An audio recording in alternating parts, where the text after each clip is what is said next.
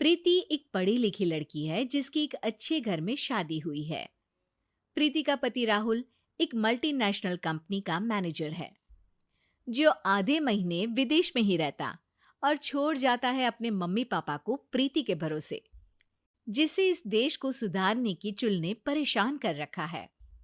Mummy papa, कल एक dog vaccination का शिविर है तो मैं वहीं पूरा दिन रहूंगी। आप मेरे लिए खाना मत बनवाना। अरे बेटा प्रीति, वो बाई तो काम छोड़कर परसों ही जा चुकी। एक नई बाई देखनी पड़ेगी। माँ, आप तो जानती ही हो ना कि मैं कितना बिजी रहती हूँ। अगर कल मैं नहीं गई तो कुत्ते एडॉप्ट ही नहीं हो पाएंगे। देखिए, हम इंसान तो बोलकर अपनी तकलीफों को बता सकते हैं, लेकिन वो बेचारे, उन्हें हमारी ज्यादा जरूरत है मम्मी। अरे बोल के भी हम क्या हासिल कर पा रहे हैं। अब ठीक है बेटा, तू जा, मैं खाना बना लूंगी। ऐसा पहली बार नहीं हो रहा था। देश भर में जितने एनजीओज हैं, चाहे वो स्टूडेंट्स के अधिकार के लिए हो या गरीबों में खाना बांटने का काम हो, प्रीति सबसे जुड़ी हुई थी। रोज कहीं बाहर ही रहती थी, एक शिविर में नहीं तो दूसरे में, और छोड़ जाती थी अपने सास ससुर को उनके खुद के भरोसे। और जब कोई उसे कहे, अरे प्रीति, कभी तेरी सास का हाथ भी बटा दिया कर, तो उसका एक ही जवाब रहता था, देखो, हम लोगों को तो सब कुछ घर बैठे मिल जाता है। अगर आज मैं इस शिविर में नहीं गई तो पता नहीं कितने लोग सड़क पर आ जाएंगे। प्रीति को समझाना संभव ही नहीं था, और ये बात उसके सास ससुर भी मान चुके थे। इसलिए सुबह सुबह सास ही किचन में खाना बनाने जाती है और देखती है कि घर में सब्जियां खत्म है। अरे प्रीति बेटा, सुन तो जरा। क्या हुआ मम्मी? मुझे बहुत लेट हो रहा है, और आप तो जानते हो ना कि अगर मैं इस शिविर में नहीं गई तो। हाँ हाँ, कुत्ते एडॉप्ट ही नहीं हो पाएंगे, सब जानती हूँ। अरे पर घर में सब्जियां खत्म हो गई है। अरे जब तू वापस लौटे ना तब लेकर आना, ठीक है बेटा। ठीक है मम्मी, चलिए मैं चलती हूँ। और हर बार की तरह प्रीति अपनी पार्टीज और आफ्टर पार्टीज में इतनी बिजी रह गई कि सामान लाना ही भूल गई।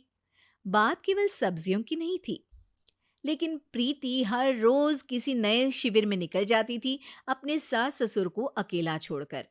एक हफ्ते बाद प्रीति के ससुर जी के हाथ में दर्द होने लगा। अरे बेटा प्रीति, पापा जी के हाथ में बहुत दर्द हो रहा है। आज इनको डॉक्टर के पास लेकर जाना पड़ेगा। "अम, ठीक है माँ, आप हो आओ, मैं बाहर ही खा लूंगी।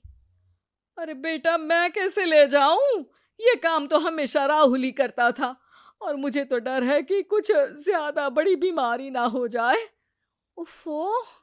आज मुझे मेडिकल शिविर में जाना है। बेचारे बड़े बुजुर्ग जिनके अपने फैमिली वाले उनका ध्यान नहीं रखते, उनका पूरा मेडिकल चेकअप होगा। अगर मैं नहीं गई तो आप तो जानते ही हो, उनका चेकअप नहीं हो पाएगा। और हाँ बेटा, तू जा, मैं कुछ ना कुछ कर लूंगी।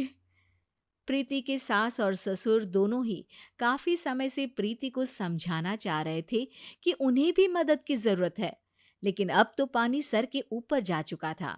उधर प्रीति शिविर में पहुंचकर सबसे मिल रही थी। काफी भीड़ थी और प्रीति इंस्टाग्राम पर फोटोज अपडेट करे जा रही थी। तभी प्रीति की दोस्त रीना उसके पास दौड़ती हुई आती है। अरे प्रीति, जल्दी चल। अरे क्यों, क्या हुआ? अरे तू अभी सवाल मत पूछ और चल मेरे साथ।